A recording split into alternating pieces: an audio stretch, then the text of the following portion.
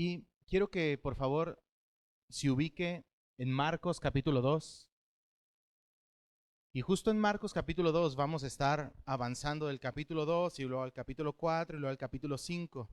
Pero nos vamos a aventar el capítulo 4 casi de la mitad hasta el 5 todo completo, porque me sirve para lo que yo quiero responder hoy a la misma acusación o pregunta que le hacen en el capítulo 2 a Jesucristo.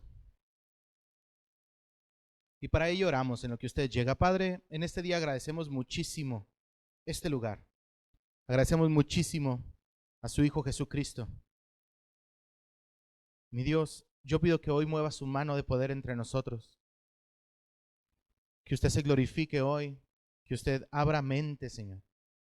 Que el mensaje sea expuesto de una manera clara.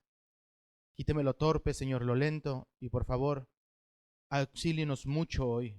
A todos los que estamos en este lugar, todos le necesitamos. Aquí no hay alguien que no le necesite, Señor. Todos carecemos muchísimo y le necesitamos a usted, el ser perfecto, aquel que no carece de nada. Auxílienos entonces y glorifíquese y por favor auxílienos. Mi Dios, y como lo ha hecho en otras ocasiones, sane al enfermo en su misericordia. Tóquelos con su mano de misericordia y de auxilio y sánelos, por favor, y llévese usted todo ese reconocimiento de un Dios tan grande que tenemos nosotros y tan generoso. Se lo pido en el nombre de Jesús. Amén. Bueno, estamos acá, Marcos capítulo 2. Hermanos, hay un montón de decisiones que no tienen muchas consecuencias. Por ejemplo, a alguien le pueden gustar los huevos estrellados y a alguien más le pueden gustar los huevos revueltos. ¿Qué más da? La diferencia sería si le pone machaca, sale más caro nomás en el menú, pero en sí no, esas decisiones no afectan a nadie. No se dividen las familias por eso, o espero no haya familias que se dividan por eso. Si a alguien le gusta el color amarillo y a alguien le gusta el color café, da igual en colores. Si a alguien le gusta el helado de vainilla y a alguien más le gusta el helado de chocolate, pues ¿qué más da? Hay decisiones que en sí no trascienden. Hay otras decisiones un poquito más caóticas como, pues ¿qué carrera estudio? Porque ¿cómo quita tiempo la carrera? O sea, 4 años y medio, equivocarte, qué miseria. Otra es, ¿quiénes son tus amigos más cercanos? Porque los amigos modifican. Toda amistad con la cual nosotros nos relacionamos modifica el carácter de la otra persona. Es mutuo esto. La amistad es muy importante. Con quién me caso también son de esas decisiones que si bien no determinan así todo el futuro, sí pueden pasar tragos muy amargos durante algún tiempo a las personas que tomaron una mala decisión. Pero hay una decisión que trasciende y que afecta no solamente ahorita y después. Hay una decisión en lo tocante a la persona de Jesús, no el Jesús histórico, porque no hay hasta la fecha ningún historiador, por más escéptico, por más ateo que sea, que diga que Jesucristo históricamente no existió. Eso se lo puede decir Bart Ehrman, uno de los más grandes historiadores y eruditos también del Nuevo Testamento. Cualquiera. Es muy común en los debates de ateos de internet, en chats, decir que Jesucristo no existió, pero la historia no está de su lado. O sea, no. Pero en esa persona, la decisión que nosotros tomemos y decir solamente que fue una persona que enseñó muy bien, o si es quien dijo ser, y él dijo que era Dios. Creer o no creer, eso sí tiene consecuencias distintas. Porque si no es, aquí y ahora, todos los que estamos en este lugar, estamos locos y estamos perdiendo nuestro tiempo. Junto con un montón de gente que los domingos se reúne en el nombre de una persona que no es nadie. Pero si sí es, toda persona que no está de su lado, entonces tendría que conocer lo que él mismo dijo de él y qué va a pasar cuando él vuelva una vez más. Entonces esta decisión, pues aquí no hay otra tercera opción. Aquí no hay un falso dilema lógico, A o B o es o no es, y usted propone otra cosa. Aquí realmente es o no es. Miren, hay un trilema que se manejaba mucho a partir de la Segunda Guerra Mundial. Y bueno, de la primera también. 1. Jesucristo era un mentiroso. 2. Jesucristo era un lunático. 3. Jesucristo realmente era Dios. Si es un mentiroso, pues entonces no afecta en nada. Los políticos también dicen muchas cosas que no son. Y mire, estamos aquí. Seguimos adelante. Si era un lunático, pues ¿qué más da? Pero si es quien dijo ser, ahí ya no existe un qué más da. Ahí existe una pausa en nuestra vida para considerarlo. Y en esta mañana yo quiero proponerle algo. Mira, acompáñeme a Lucas capítulo 2 y lo vamos a leer. No, Marcos capítulo 2, perdón. Marcos capítulo 2 y comenzamos a leerlo. Dice, entró Jesús otra vez en Capernaum después de algunos días y se oyó que estabas en casa. E inmediatamente se juntaron muchos, de manera que ya no cabían ni aún a la puerta, y les predicaba la palabra. Ahora, la palabra entiéndase como la noticia, como la enseñanza, como el mensaje, como los dichos de Dios o las razones divinas o algún tipo de plan de Dios. 3. Entonces vinieron a él unos trayendo un paralítico que era cargado por 4. Y como no podían acercarse a él a causa de la multitud, descubrieron el techo de donde estaba y haciendo una abertura, bajaron el lecho o la camilla en que yacía el paralítico. Al ver Jesús la fe de ellos, dijo al paralítico, hijo, tus pecados te son perdonados. Estaban allí sentados algunos de los escribas. Los escribas son los intérpretes, eran maestros en aquel entonces, por así decirlo, eruditos en la Biblia. Y también hacían otras cosas, ellos examinaban las lecciones que se enseñaban, examinaban muchísimo a la persona que hablaba a ver si estaba de acuerdo a la palabra de Dios. Entonces el escriba iba más allá de ser un estudioso, era cierta autoridad que andaba por allí. Entonces ellos estaban escuchando y cuando escucharon a Jesucristo que dijo en el versículo 5, hijo, tus pecados te son perdonados, ellos dijeron dentro de sí, versículo 7, ¿por qué habla este así? Blasfemias dice, ¿quién puede perdonar pecados sino solo Dios? Y esto es una verdad, solamente Dios puede perdonar pecados. Y la historia nos dice que estaba Jesucristo ahí y había tanta gente abarrotada que no podían entrar porque estaba lleno. Entonces unos amigos que llevaban a otro amigo paralítico, lo que hicieron fue descubrir el techo, destechar el techo y meterlo por allí. Para nosotros se nos hace muy impresionante porque yo que tengo techo de losa, ahí los encuentran queriendo entrar a mi casa. Pero no eran los techos así en el primer siglo. En el primer siglo eran techos en serio muy rudimentarios.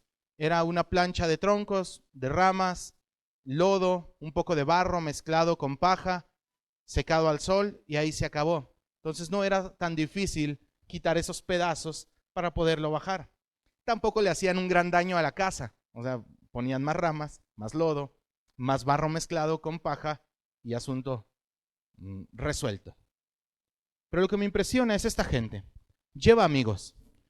Y si bien todos tenemos amigos que están en dificultades, no todos los amigos que no estamos en dificultades ayudamos a los amigos que están en dificultades. Generalmente nomás decimos, no, pues pobre, y ahí la guachamos.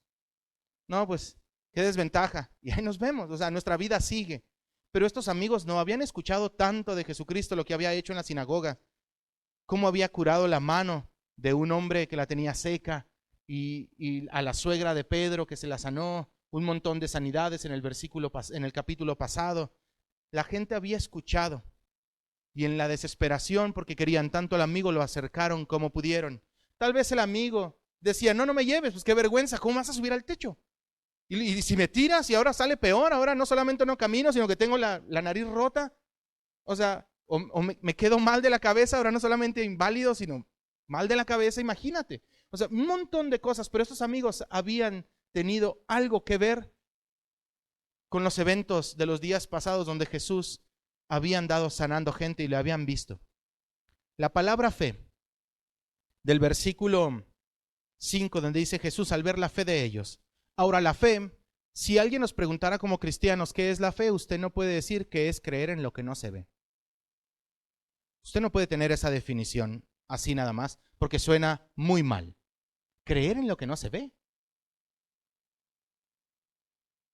Si estuviera en la facultad en la que estudiamos algunos, nos harían pomada con esa definición. Tiene sentido a nosotros que tenemos un contexto de la Escritura porque ese versículo está en cierto lugar. Pero la fe es no creer sin tener evidencias en cosas que ni conocemos y que no vemos. La fe es todo lo contrario. La fe es creer en algo en lo cual tengo suficiente evidencia para confiar. Y la palabra pistis en griego de fe significa confianza. Cada vez que usted vea la palabra fe, póngale confianza. Deje de ponerle fe. Una vez alguien hizo una broma cuando le dijeron, oye, estos son tus hijos, y él dijo, por fe. Esa no es la fe que nosotros decimos. Esa no es la fe. No es irracional, no es tonta, no es, pues yo prefiero pensar que sí. No, es fe, es creer en aquello que yo tengo la suficiente evidencia para confiar de que es verdad. Y Jesucristo había dado tanta evidencia que estos amigos tenían confianza de que se había sanado a todos los demás. Aquel que tenía la mano seca, obviamente podía revitalizarle las piernas, a su amigo no las tenía secas. Tenían evidencias para confiar en él. No era un yo me aviento y tú me cachas. Era tengo evidencias de que tú estás allí. Necesitamos que nos dejen pasar. Y no pudieron pasar. Tanta confianza tenían en él que hicieron un agujero en el tejado para poderse meter. Muchos de nosotros no llegaríamos a eso. Muchos de nosotros ni a coger el cincel llegaríamos. Somos tan débiles en muchas situaciones y escenarios de nuestra vida que no llegaríamos a eso. Total que lo meten. Y cuando está ahí, el Señor le dice, hijo, tus pecados te son perdonados. Y los que están ahí, los académicos, los estudiosos, los que saben, dicen, ¿quién se cree este? Que anda perdonando pecados si solamente Dios puede perdonar pecados. ¿Quién se cree? ¿Quién es este? No sabemos de dónde es. No sabemos quiénes son su padre y su madre. No están sus hermanos y sus hermanas con nosotros. ¿Quién se cree si solamente Dios puede perdonar pecados? Ahora, aquí está implícito que si Jesucristo perdona pecados, automáticamente Él es Dios. Porque ellos ya pusieron la primera premisa. Solamente Dios puede perdonar pecados. Jesucristo perdonó pecados y lo comprobó, por lo tanto Jesucristo es Dios. Esto es a lo que yo quiero llegar al final de esto. Pero para esto vamos a responder, ¿quién es este? ¿Quién se cree? ¿Realmente dice blasfemias? ¿Realmente está diciendo disparates? ¿Realmente se está atribuyendo atributos y prerrogativas del ser de Dios que no le corresponden a Él? Vamos al capítulo 4, por favor, de este mismo libro. En el capítulo 4 de Marcos. Vaya al versículo 35. Marcos 4:35, y mantenga esa pregunta, ¿quién es este? ¿Quién se cree este? ¿Está blasfemando? Y haga esa pregunta, ¿realmente estará blasfemando? Vamos a darle respuesta a todo esto. 4:35, aquel día, cuando llegó la noche, les dijo, pasemos al otro lado. Y despidiendo la multitud, le tomaron como estaba en la barca. Y había también con él otras barcas. Pero se levantó una gran tempestad de viento y echaba las olas en la barca, de tal manera que ya se anegaba, o sea, ya se estaba llenando de agua completamente. Y él estaba en la popa. La popa es la parte trasera de la embarcación, donde está el timón o las hélices. Ahí estaba, pero esto no era un barco, nada más estoy haciendo la referencia. Y él estaba en la popa, durmiendo sobre un cabezal, o sea, sobre una almohada. Y le despertaron y le dijeron, maestro, ¿no tienes cuidado que perecemos? Y levantándose, reprendió al viento y dijo al mar, calla, enmudece. Y cesó el viento y se hizo grande bonanza, o sea, gran calma. Y les dijo, ¿por qué están así amedrentados? ¿Cómo? ¿No tienen fe? En otras palabras, ¿cómo? ¿Todavía no confían? Versículo 41. Entonces temieron con gran temor y se decían el uno al otro, ¿quién es este que aun el viento y el mar le obedecen? Miren, están en la barca, se levanta el viento. Obviamente este mar tiene 20, no es obvio, perdón, este mar tiene 20 kilómetros de largo y tiene 12 kilómetros de ancho. Pero las montañas que están ahí, por ejemplo el Monte Hermón, que están al norte del Valle del Jordán, tiene 3,000 metros de altura. El aire frío que pasa por ahí y luego choca con el aire caliente de aquí abajo genera tempestades muy grandes. Al estar allí, no solamente iba la barca donde iban Jesucristo y los apóstoles, nos dice que se montó en una barca y la gente no lo dejaba solo. Se montaron más gente en barcas y comenzaron a seguirle y ahora en un montón de barcas en una tempestad muy grande. Mientras esta tempestad está ahí y los discípulos, que algunos de ellos eran pescadores experimentados y sabían controlar una barca y sacarla a flote o mínimo salvar su vida, comienzan a tener bastante miedo. Y durante ese periodo que tienen mucho miedo, comienzan a despertarlos. Jesucristo está durmiendo en un cabezal. Ahí tiene la cabeza recostada, él está tranquilo en una tempestad. Y vienen estos y lo comienzan a mover. Y como los evangelios no son documentos aislados, sino los evangelios tienen que ver uno con el otro, nos dan como una mirada general de las cosas, vemos nosotros que en Mateo y en Lucas también viene el mismo relato que nosotros tenemos aquí en Marcos. En Mateo ellos dicen, Señor, Señor, sálvanos. En Lucas dicen, Maestro, sálvanos que perecemos. Pero todos concuerdan en que terminan con esto, sálvanos que perecemos. La idea de ellos era, dentro de todo lo que está pasando aquí, tú estás dormido, no estás consciente de lo que sucede y nosotros nos estamos muriendo. Si tú lo quieres traducir a otro tipo de situación, pudieras decirle, no te interesa que estoy perdiendo todo. O no se siente así a veces la vida. Donde no amanece, donde estamos casi perdiendo todo y nosotros clamamos al cielo y decirle, Señor, Señor, despierta, que morimos. Señor, despierta, que perezco, que pierdo todo. No te interesa, dice aquí la escritura, que le dijeron a ellos, ellos le dijeron al Señor, ¿no tienes cuidado que perecemos? O sea, vean nomás como esa acusación en la desesperación, no tienes cuidado. No tienes cuidado que perecemos. No tienes cuidado que estamos siendo destruidos. No tienes cuidado que ya no puedo más. Estos eran los mejores amigos de Jesucristo, no solamente sus discípulos. Jesucristo los llamaba amigos. No solamente enseñaba, hacía relaciones significativas con ellos. Pero ellos, después de haber visto ciertas cosas, todavía no alcanzaban a confiar del todo. Pero mientras están allí y le hacen esta acusación de que si no te da cuidado, dice la escritura que él se levanta y le habló al viento, un elemento natural, y le habló al mar, totalmente distintos. Al viento le dijo, calla o silencio, y al mar le dijo, enmudece. En otras palabras, cálmate. Esto es muy significativo. Miren, en el primer siglo, y cuando va a comenzar el evangelio a predicarse en otros lugares, que no es solamente con los judíos, sino que van a salir a los griegos, esto es muy significativo, el viento y el agua del versículo 39. El dios griego del viento era Eolo, el dios griego del mar era Poseidón, ambos muy poderosos, ambos desataban aparentemente a su gusto el viento y el mar. Pero aquí hay un hombre que es superior a ellos y que les dijo, cállate, enmudece. Y dice la escritura que se tranquilizó, que los calmó. Y cuando calmó todo esto y se hizo una grande paz, dice la escritura, aquí la narración bíblica, que el Señor les preguntó, ¿por qué tienen tanto miedo? ¿Por qué están atemorizados? ¿Por qué están amedrentados? ¿Por qué están comiéndose las uñas? ¿Por qué están como si yo no estuviera acá? ¿Por qué se comportan así? ¿Cómo? ¿Aún no confían? ¿Cómo? ¿Todavía no tienen fe? Sería la pregunta. ¿Todavía no aprenden a confiar? ¿Todavía no tienen certeza de mí? Otra evidencia más de Jesucristo sobre el control de los elementos naturales de este mundo. Cuando nosotros vemos películas, ¿cómo nos gusta ver cuando se oscurece el cielo, comienzan los truenos, el aire y es el malo y luego viene el bueno y luego después le gana y luego se despeja todo y ya ganamos? Los superhéroes todos apuntan a una figura ideal.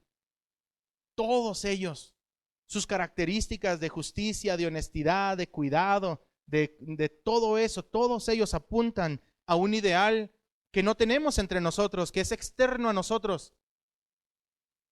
Y la escritura nos dice, Él ya vino y su nombre es Jesús. Cuando Él calma esto y les dice, todavía no confían, el versículo 41 dice, entonces temieron con gran temor.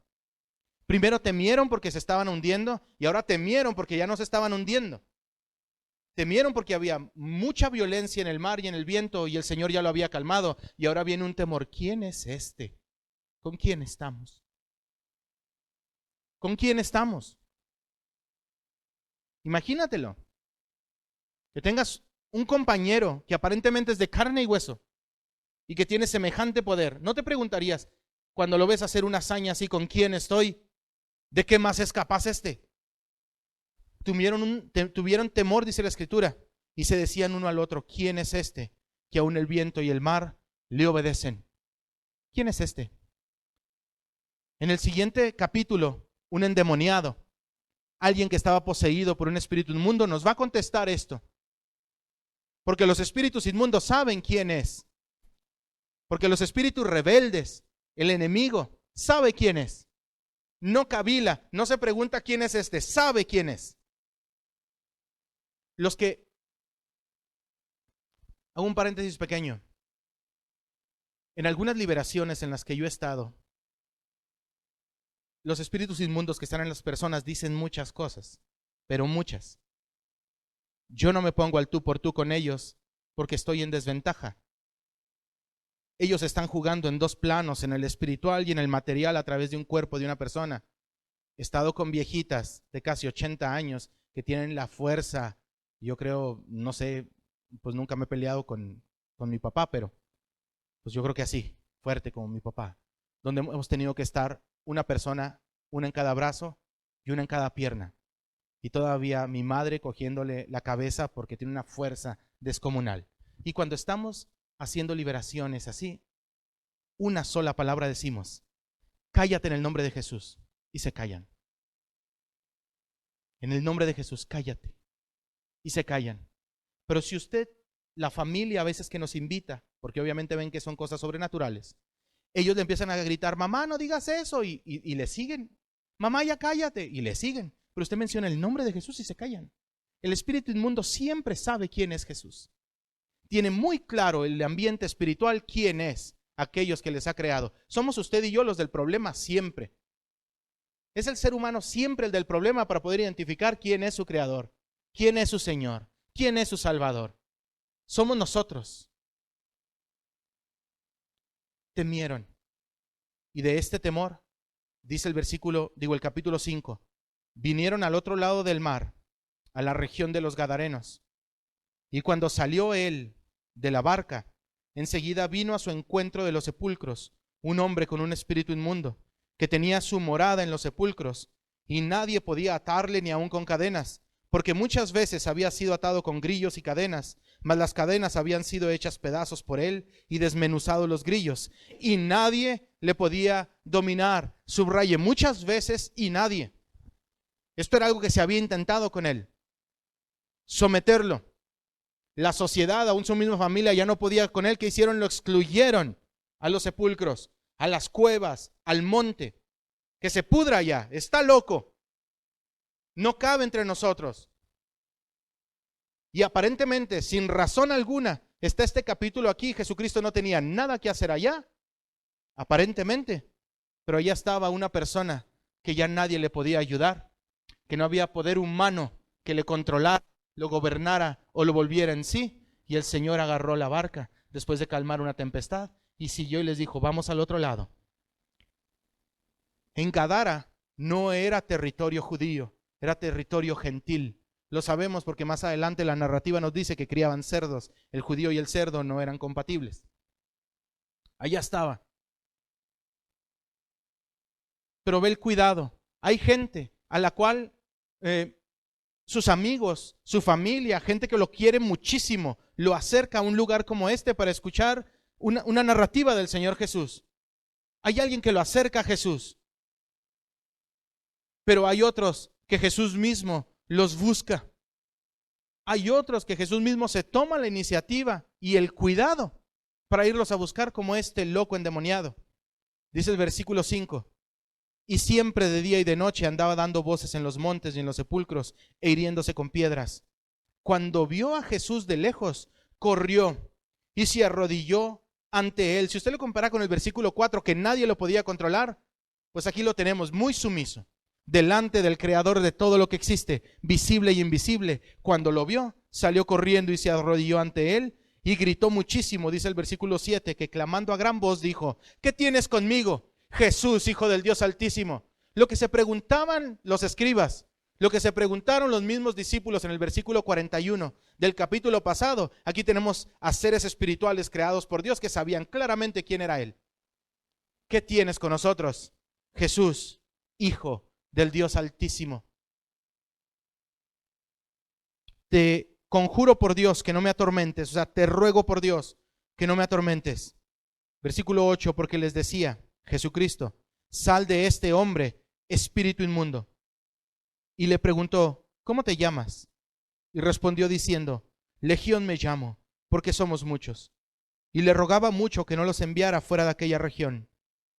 Estaba allí cerca del monte un gran hato de cerdos paciendo. Y le rogaron todos los demonios diciendo, envíanos a los cerdos para que entremos en ellos. Y luego Jesús les dio permiso.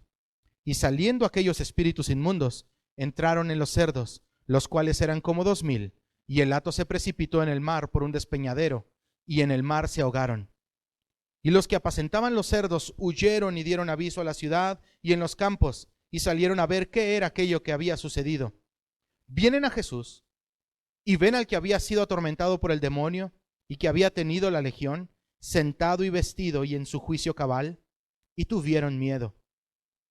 Y les contaron los que lo habían visto, cómo le había acontecido al que había tenido el demonio, y lo de los cerdos. Y comenzaron a rogarle que se fuera de sus contornos. Al entrarle él en la barca, el que había estado endemoniado le rogaba que le dejara ir con él. Pero Jesús no se lo permitió, sino que le dijo, vete a tu casa, a los tuyos, y cuéntales cuán grandes cosas el Señor ha hecho contigo y cómo ha tenido misericordia de ti. Y se fue y comenzó a publicar en Decápolis cuán grandes cosas había hecho Jesús con él, y todos se maravillaban. Aquí nosotros tenemos un hecho extraordinario. Alguien conocido por toda la sociedad, por todo Decápolis probablemente. Decápolis era un conjunto de 10 ciudades que estaban ahí asentadas en Gadara. Y ahí estaba en ese lugar. Nadie le podía dominar, nadie podía con él. El Señor lo libera.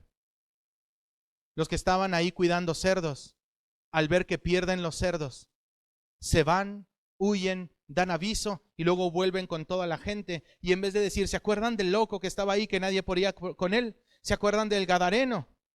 El que comía de entre las tumbas, el que se rasgaba a sí mismo con piedras y se golpeaba. Pues ya está totalmente sano. Pero en vez de decir todo eso, llegan y le dicen, ¿sabes qué? Hemos perdido 2000 cerdos, ¿cómo no te vas de acá? Somos tan duros los seres humanos, tan duros, que por un sueldo, que por un empleo, que por un coche, votamos al Salvador de nuestra vida. Muchos de nosotros hemos visto lo que la familia ha tenido que sufrir cuando llegó a los pies de Cristo. Yo en lo personal vi, cuando mis padres se convirtieron, automáticamente mi abuela nos votó. Ya no éramos familia. ¿Cómo dejamos de ser familia? ¿En qué nos convertimos? Cuando mi padre era un borracho, cuando mi padre hacía lo que quería, era su hijo, pero mi padre llegó con una Biblia bajo el brazo y ahora no eres mi hijo. Qué duro es el ser humano, en serio, que vota su única posibilidad de salvación por la pérdida de unos cerdos. Pero el que fue liberado no vio la pérdida de nada. Él le dijo, yo te sigo. Pero el Señor le dijo, no me sigas, vete a tu casa. Y te cueste lo que te cueste, cuéntale a los tuyos cuán grandes cosas el Señor ha hecho contigo. Y cómo ha tenido misericordia de ti. Ha costado duro. Pero mi padre lo ha logrado una y otra vez sin importar cómo lo corren. En el funeral de mi abuela no lo dejaron ni hablar. ¿Por qué? Pues porque somos cristianos. Era su madre y la estaban enterrando. Y mis tíos, con su dureza de corazón, lo corrieron. Por unos cerdos el ser humano desprecia a su Salvador. En serio, somos tan duros todavía en este tiempo para no reconocerlo. Cuando el Señor hizo eso y se fue, dice el versículo 21 del capítulo 5, pasando otra vez Jesús en una barca a la otra orilla, se reunió alrededor de él una gran multitud y él estaba junto al mar.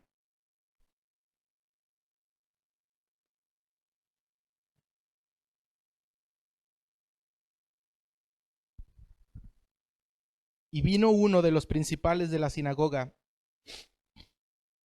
Los principales de la sinagoga eran los jefes de la sinagoga eran quienes ponían todos los roles de quién enseñaba, quién estaba capacitado, quién no. Revisaban todo lo que se enseñaba y si algo no estaba bien, allí mismo lo tenían que corregir o cesaban la manera de enseñar a las otras personas. Este hombre, enemigo de Jesucristo, este hombre, vean lo que hizo.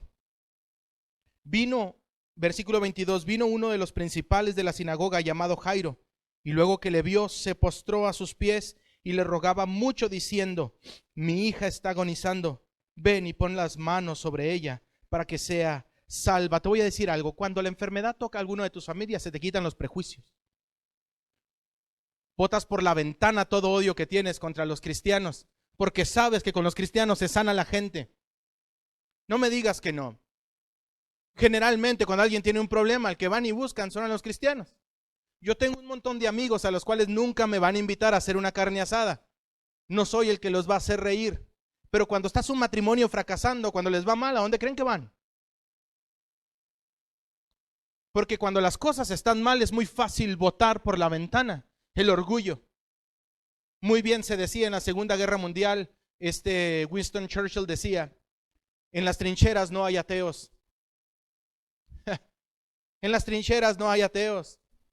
En el salón de clases, detrás de un escritorio hay muchísimos, pero en las trincheras no hay ateos. Estás tan cerca de la muerte, estás tan cerca de no ver jamás la luz del día una vez más, que realmente la realidad de lo limitado que es el ser humano y lo contingente que es muy palpable para todo ser humano. Este jefe de la sinagoga tenía a su hija enferma.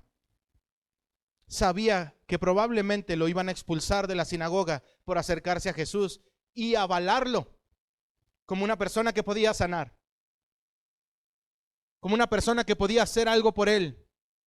Sabía que se iba a meter en problemas con todos los judíos, con toda la gente que él enseñaba y aquellos que le habían dado la posición. Pero ¿sabes qué? Tenía una hija y el amor de padre y el amor a otro ser humano era mayor que los títulos, mayor que el orgullo. Lo botó por la ventana y salió corriendo, y cuando lo vio que caminaba, se postró delante de él, dice la escritura, y le dijo: maestro, ven y pon las manos sobre ella para que sea salva y vivirá.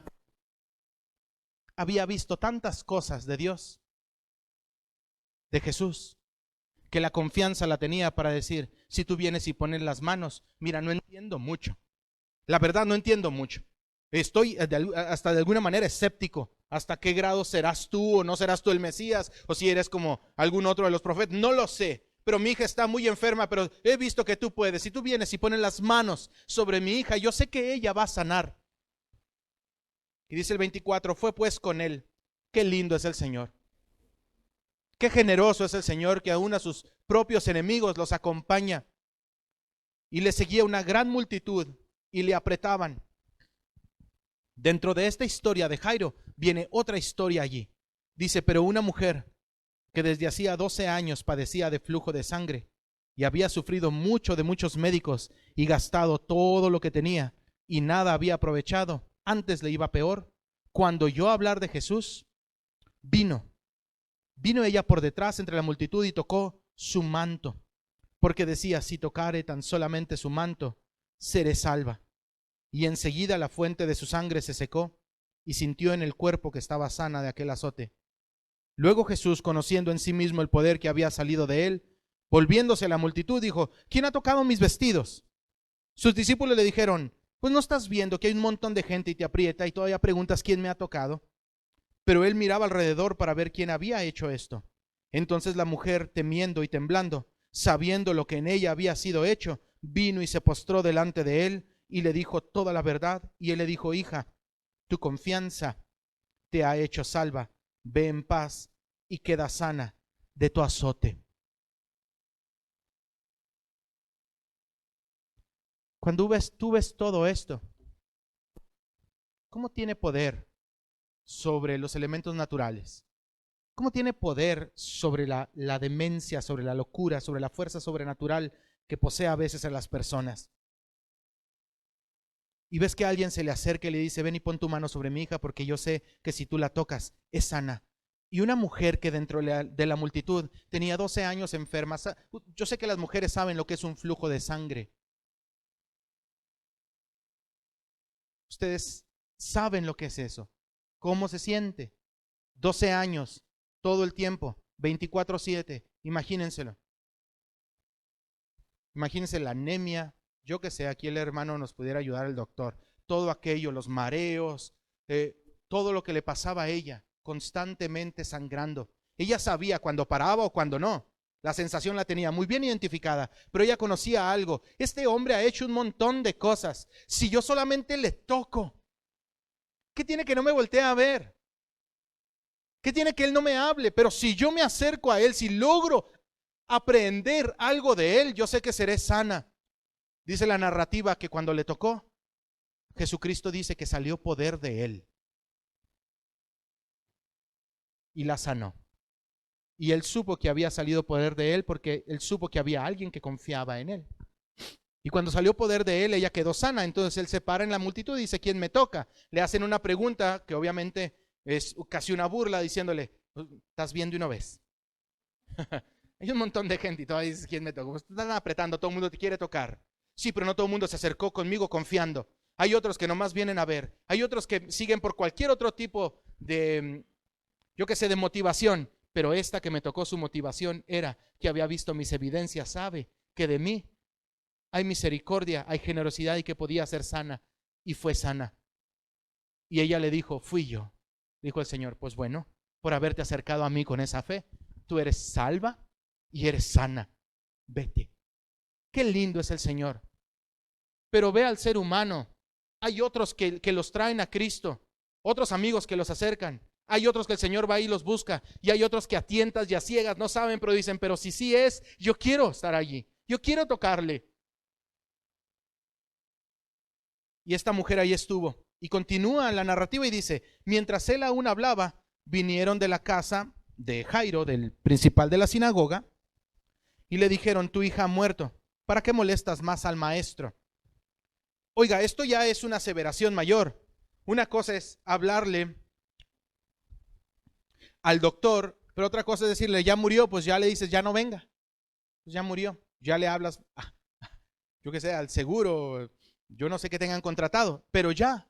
O sea, todos reconocemos que la muerte ya se acabó. Para atrás los fielders, ya no hay nada que hacer.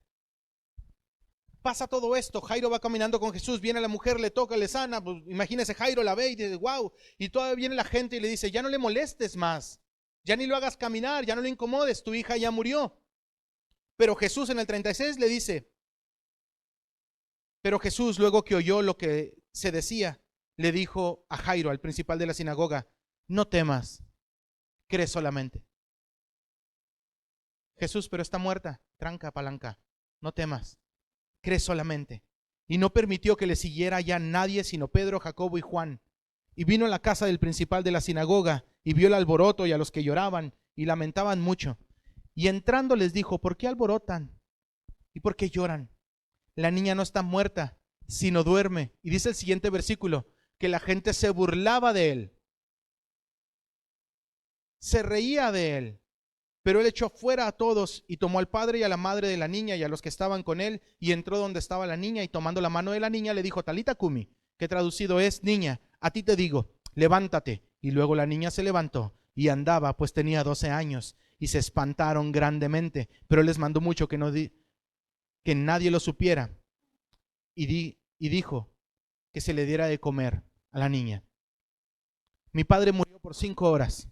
Cuando mi padre murió por 5 horas, le mandaron a hablar a mi madre y los médicos le dijeron, ¿sabe qué? Aquí está su esposo. Su esposo era un chupete de primera, era un fumador de primera, tenía una vida así, ya sabe, mi madre que no somos cristianos, nosotros no tenemos esa vida. Bueno, pues su esposo sí que sí. Y por 5 horas, cuando le dijeron y le habían dado la hora no sé cómo se diga, el deceso, de la muerte, mi madre obviamente, mi padre tenía 33 años. Era algunos años menor que yo. Entró por un músculo del brazo, por su propio pie, porque se creía Juan Camaney y agarró un rollo muy grande y se le desgarró el músculo. Entonces entró nada más, pues para que lo operaran y le hicieran algo ahí. Era casi ambulatorio lo que le iban a hacer. ¿Pero qué cree? No decir la clínica, por si va ahí y lo inyectan, pues no, tenga miedo. Mejor vaya aquí con nuestro hermano. Total, que lo inyectaron mal y murió mi padre. 5 horas. Usted sabe lo que le pasa al cerebro sin oxígeno por unos minutos. Por minutos. Estamos hablando de horas. Tratando de controlar a mi madre, a una familia que se decía estaba en la negativa, que no podía aceptar la realidad. Pero estas mujeres locas que le creen a Cristo, estas mujeres que han tenido encuentros con el Señor, estas mujeres que las madrugadas no las escatiman como para decir yo voy a estar siempre dormida, sino estas mujeres que constantemente traen ojeras en sus ojos por buscar al Señor, una de ellas es mi madre. Y mi madre cogió a uno de los doctores y le dijo, te pido que vayas en el nombre de Cristo porque mi esposo está vivo. Y la quisieron sedar. Y vino otro doctor y dijo, tranquila señora, yo voy a ver, nomás para tranquilizarla. Y cuando entró mi mamá se metió detrás de él corriendo. Y fue donde estaba mi papá. Mi papá estaba sacando los tubos de la boca. Y le dijo, Laia, sácame de este lugar porque me van a matar. Mi mamá le dijo, Carlos, si supieras, cuando nos avisaron que mi papá estaba muerto, estábamos todos orando en mi casa. Y pasó muchas horas. Y mi padre está hasta la fecha acá, un matemático, una persona que echa números rápido. El poder de Dios sobre la muerte. Yo no vengo a hablar a este lugar de un personaje porque yo nací aquí y yo nací allá. Yo vengo a hablar de un Cristo que yo he visto obrar. Yo vengo a hablar de un Cristo que realmente lo he comprobado, que tiene poder sobre la vida y sobre la muerte, que tiene poder sobre la enfermedad, que tiene poder sobre cualquier tipo de dolencia y padecimiento, que tiene poder sobre los elementos naturales y sobre todo que borra el gusano de la conciencia y de la culpa con su perdón glorioso.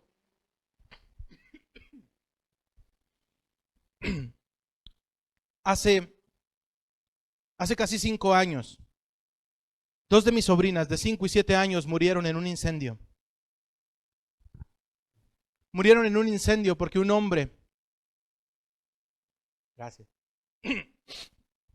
porque un hombre estaba cocinando droga en esa casa y las encerró en un cuarto y el laboratorio se le encendió y él prefirió sacar su morralito y su celular que salvar a mis sobrinas. Mis sobrinas se quemaron en un incendio. Cuando las enseñaron en la plancha, mi madre y mi hermano se pusieron en medio de ellas para orar porque ya habían tenido la evidencia de que el Señor tiene poder sobre los cuerpos inertes.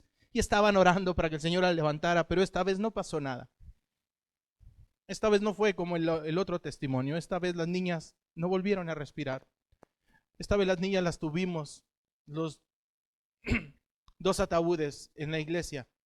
No pasó nada. Y yo oraba en las madrugadas y le decía a Dios, pero si tú ya habías dado evidencia de que podías. Una vez libraste a 3 hombres que aventaron un horno ardiendo 7 veces más caliente y tú los libraste. Y dice tu palabra que ni olían a humo. Yo ando en la cárcel predicando.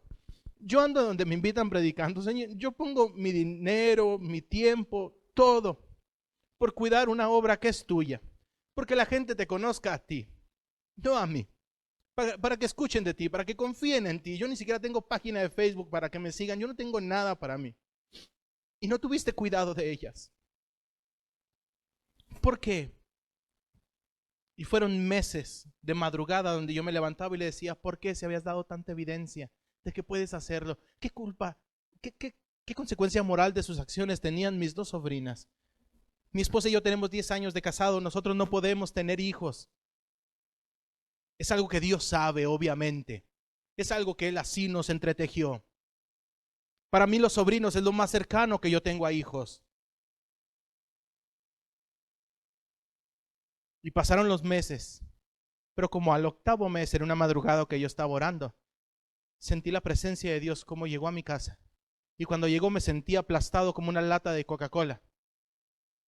Y sabes, no me enseñó ninguna hoja de un diario personal y que me dijo, mira inútil, por esto lo permití. Mira por esto. No me enseñó nada, pero su presencia era tan real que yo ya ni tenía preguntas. Lo único que decía era, gracias, perdóname, gracias, perdóname. Y sabes, no me lo respondió. Pero no lo necesito ya. Porque su presencia tan palpable me recordó lo que él mismo había dicho. Yo voy pues a preparar lugar. Porque en la casa de mi Padre hay mucho lugar para ustedes. Y yo quiero que donde yo estoy, ustedes también estén. Y la Escritura nos dice que aquellos que han muerto, nosotros le volveremos a ver. Eran unos niños pequeños, mis sobrinas. La Escritura me da algunos ejemplos para estar seguro de que no se perdieron, de que les volveré a ver. Pasarán 40 años y las veo, hermanos. A Dana y a Tiffany las volveré a abrazar. Pero aquel que no conoce a Cristo, lo único que tendrá de mis sobrinas, y si las conoces, es un montón de fotos y videos, y es todo lo que obtendrá de ellas. Pero Cristo te dice que tú puedes volver a ver a aquellos que han muerto confiando en Él, porque están con Él. La presencia de Dios fue tan real que yo ya no me pregunto más cosas de la muerte de ellos. Yo solamente espero el día donde me arrugue a tal grado y se me vaya ya el aliento de este cuerpo para volver a verles. Porque en Cristo tengo esa esperanza y esa promesa. Fuera de Cristo no existe tal promesa ni tal esperanza en ninguna filosofía. No hay. Y hemos visto entonces al endemoniado gadareno, a Jairo, a la mujer con el flujo de sangre, Jesucristo calmando la tempestad. Vuelva por favor entonces a Marcos capítulo 2. Y con esto damos cierre. Marcos capítulo 2, versículo 5 dice: al ver Jesús la fe de ellos, la de los amigos, la confianza de los amigos al llevar al paralítico, le dijo al paralítico: hijo, tus pecados te son perdonados. Estaban allí sentados algunos de los escribas, los cuales razonaban en sus corazones: ¿por qué habla este así? Blasfemias dice. ¿Quién puede perdonar pecados sino solo Dios? Y conociendo luego Jesús en su espíritu que cavilaban de esta manera dentro de sí mismos, les dijo: ¿por qué razonan así en sus corazones? ¿Qué es más fácil decir al paralítico: tus pecados te son perdonados? O decirle: levántate, toma tu camilla y anda. Fíjense la pregunta. ¿Por qué se esponjan así? ¿Por qué hablan así? ¿Por qué dicen que blasfemo? ¿Por qué dicen que digo cosas totalmente irrelevantes? ¿Qué es más fácil decirle a este? Tus pecados te son perdonados. O levántate, toma tu lecho, tu camilla y vete a tu casa. La pregunta no tiene nada que ver con la cantidad de palabras que hay en la frase. La pregunta es simple. Ustedes están diciendo que solamente Dios puede perdonar pecados, y todo aquel que ostente perdonar pecados es un blasfemo contra Dios. Bueno, ¿y si les compruebo que yo puedo perdonar pecados? ¿Cómo? Bueno, ¿qué sería más fácil decirle a este? ¿Tus pecados te son perdonados? O levántate, toma tu lecho y anda. Lo más fácil, hermano, es decir tus pecados te son perdonados, porque eso nadie lo ve. Yo le puedo decir aquí a alguien: oye, el Señor te perdona, vete a tu cantón. ¿Y eso qué? ¿Quién lo ve? Pero si hay una persona paralítica y le digo: el Señor dice que te levantes, y se levanta, aquí no hay ambigüedad de nada, se levantó. Eso es a lo que quiere llegar Jesucristo con lo siguiente, que es más fácil decirle: tus pecados te son perdonados, o decirle: levántate, toma tu lecho y anda. Versículo 10. Pues para que sepan que el Hijo del Hombre tiene potestad en la tierra para perdonar pecados, a ti te digo: hijo, levántate, toma tu lecho y vete a tu casa. Con un milagro físico demostró su poder en lo espiritual para perdonar pecados. Esto es lo que estaba haciendo el Señor. Si lo puedo sanar, automáticamente me avala lo que estoy diciendo de este lado. Porque esa es la pregunta que él hace. Pues para que sepan que tengo poder para perdonar pecados, a este lo voy a sanar, para que vean que no estoy blasfemando. Por lo tanto, soy Dios. El Señor a muchos de nosotros nos ha sanado. Muchos de los que vienen aquí acompañando a algún amigo han visto alguna sanidad.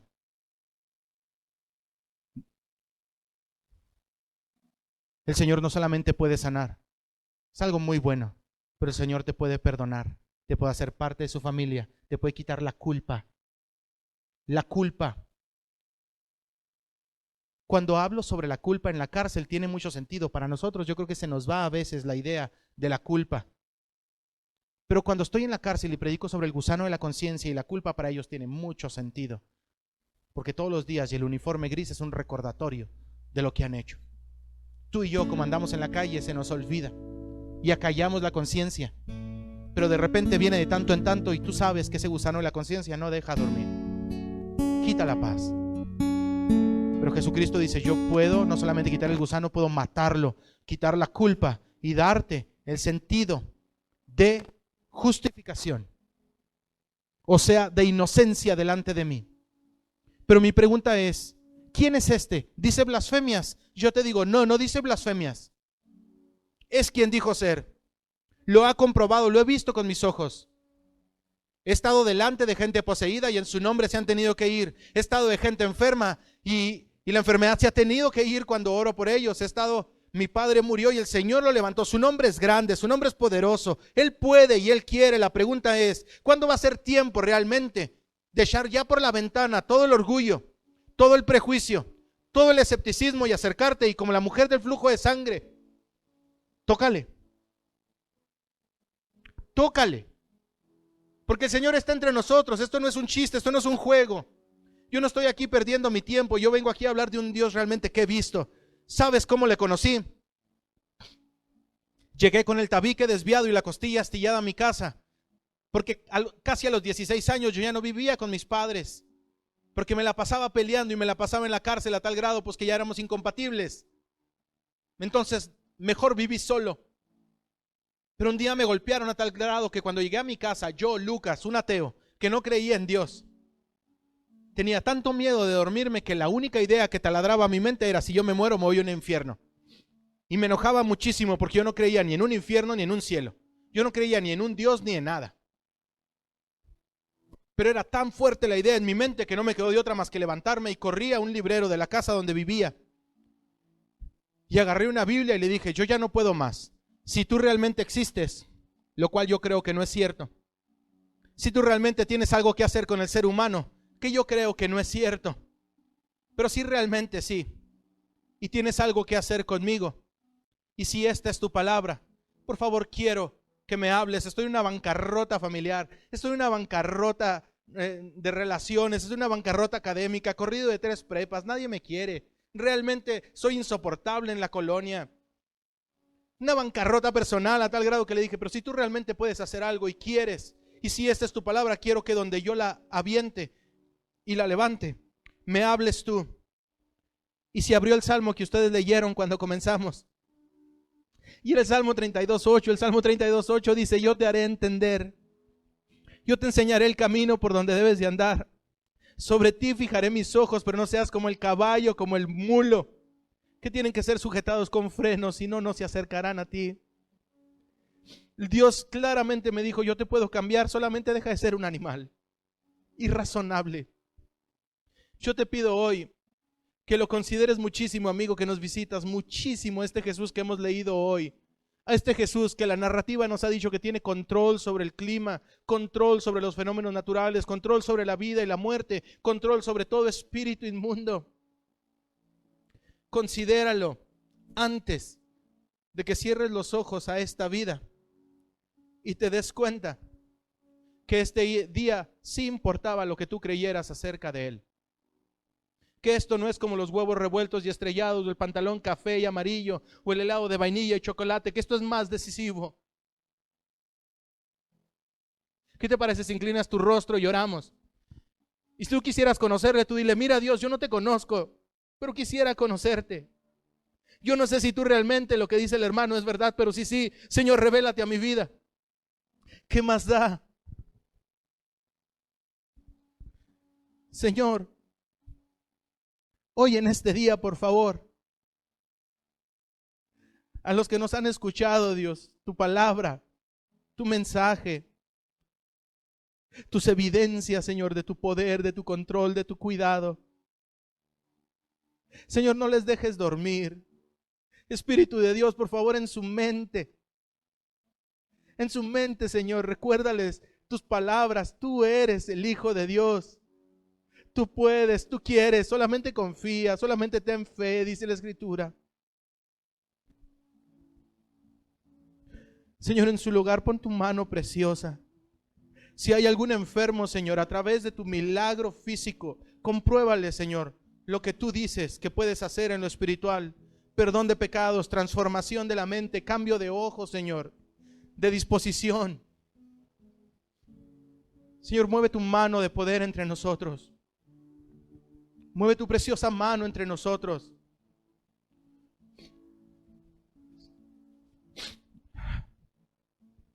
Espíritu de Dios, convence, redarguye, auxilia. como lo has hecho, Señor, en montón de ocasiones. Hablamos de un Dios, no solamente de palabra, sino de evidencias.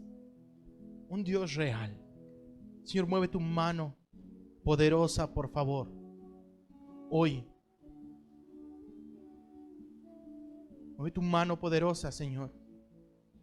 Tócales, aclara la mente. Señor, pon a raya todo pensamiento que esté distorsionando la mente de cualquiera de los que estamos acá. Ponlo a raya, Señor. Que sea tu espíritu trayendo claridad, paz. Señor, que alguien te diga dentro de sí: Padre, perdóname en el nombre de Jesús. Acércame a ti en el nombre de Jesús. No conozco a alguien más que dé estas evidencias. Solo a Cristo. Dile dentro de ti: Señor Jesús, quiero conocerte. Quiero conocerte. Si esto es verdad, quiero conocerte. Si tienes alguna petición de oración, ponla delante de Dios. Y en este día, Señor, nosotros como pueblo tuyo, como gente que nos hemos topado contigo y hemos sido transformados por tu gracia, Señor, tu generosidad, tu paciencia y tu amor, te agradecemos muchísimo el haber muerto por nosotros, el haber derramado tu sangre por nosotros, el habernos tenido, Señor, en tu mente desde siempre. Muchas gracias por permitirnos hablar de ti. Muchas gracias porque nos permites conocerte. De todo personaje, mi Dios, que se pudiera conocer, usted es el más importante. Usted es glorioso y hermoso. Espíritu de Dios, manifiéstate a nosotros. Manifiéstate, Señor, con los que nos visitan.